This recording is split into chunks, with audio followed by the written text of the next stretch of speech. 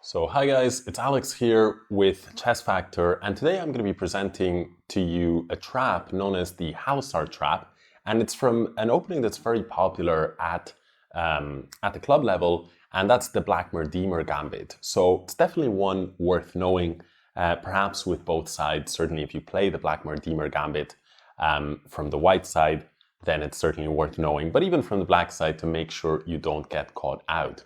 So the game begins with one d4 and d5 from black, and now after the move pawn to e4, we have the Blackmar-Diemer Gambit on the board. Black accepts the gambit, takes the pawn, and now white plays knight to c3, threatening to take back the pawn. Now black plays knight to f6, defending the pawn, and here white plays the move pawn to f3, continuing along for so far along the main lines of the Blackmar-Diemer. Black grabs the pawn again. If he were to not do this, if he just plays some regular move, now white would take back on e4 and he would have a very strong center. So it makes sense for black to take the pawn. Now the main line of the Blackmar-Diemer actually continues with knight takes f3, which is arguably the best move, but a very tricky move to play against your opponents is the move queen takes f3. Now this is called the Ryder Gambit, and the pawn on d4 is offered up for black to capture. Now black can go ahead and capture this pawn on d4, and the idea that white has is to play bishop to e3. Now, full disclosure, this gambit is not entirely sound, right? So you won't see this being played by, say, Magnus Carlsen or any of the other top guys, because if black knows exactly what he's doing, then white finds himself down a couple of pawns and perhaps not quite with enough to show for it. The move, for example, queen to g4, after which white tries to keep the queens on the board and then black plays e5, gives black a much better position here than white. So this is worth knowing in case anybody tries this gambit against you and you have the black pieces. So this is how you should play against this.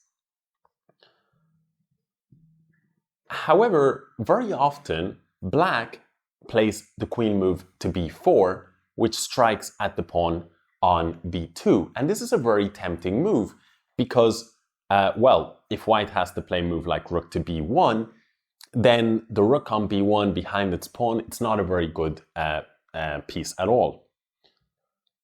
Here is where you can set the trap as white. The best move for white is to castle queenside, and already a big chunk of black's advantage has disappeared. Well, black is still, objectively speaking, doing quite well. Could play a move like, for example, pawn to c6 and control important squares like b5 and d5. We'll see very soon why the b5 square is quite an important square. However, many players from the black side here are tempted by the move bishop to g4. This is very logical, attacking the queen and threatening to win an exchange. And most black players here expect some move like queen g3 or queen f2, then they'll collect this exchange, life will be very good, and they're already expecting a very quick victory. But in fact, the opposite is true, and here white has a very nasty move in store for black, and that's the move knight to b5, completely ignoring the queen on f3. This is a crushing move. Basically, if black captures the queen, white is going to play knight takes c7, and it's not just check, but it's in fact checkmate, because the rook on d1 is covering the remaining squares. Well, we see now that black cannot take the queen, but what can he actually do? For example, he could play the move knight bd7.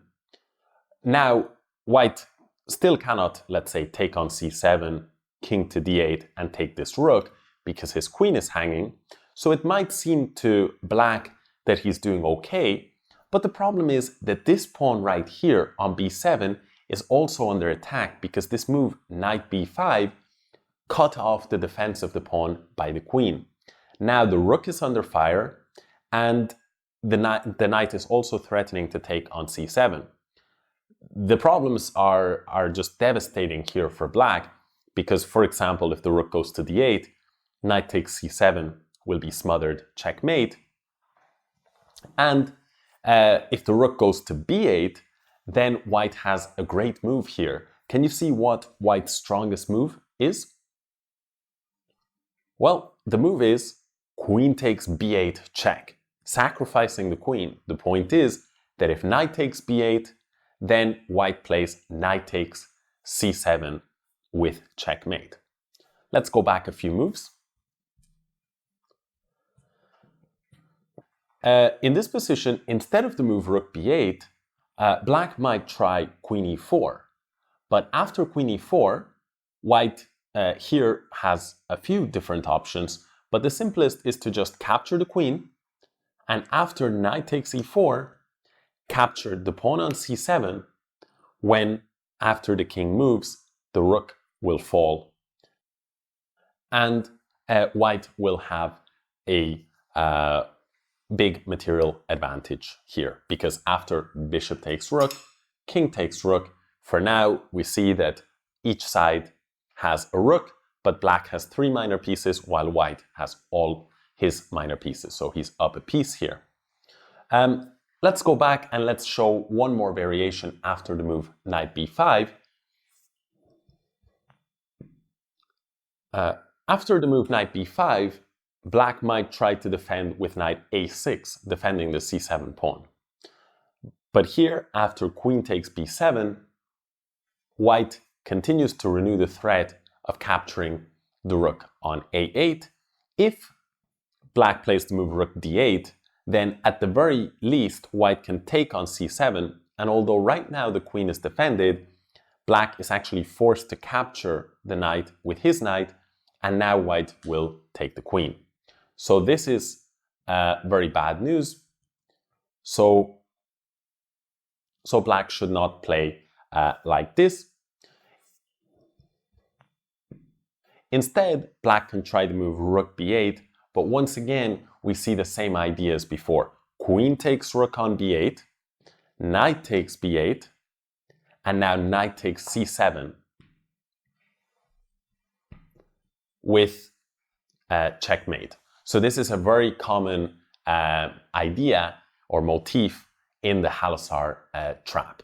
So the Halosar trap is really a very, very nice trap with a totally unexpected move, knight b5, involving stemming rather from the Blackmar-Diemer Gambit, first sacrificing one pawn and then going into the Ryder variation or the Ryder Gambit, which sacrifices a second pawn. So really a very swashbuckling type of gambit and type of opening. Not for everybody, but certainly a fun opening and a fun gambit to experiment with. So if you do decide to give it a shot, then best of luck with it, and hopefully it goes well. Hope you've enjoyed the video. Give it a like if you have, and hope to see you in another video soon.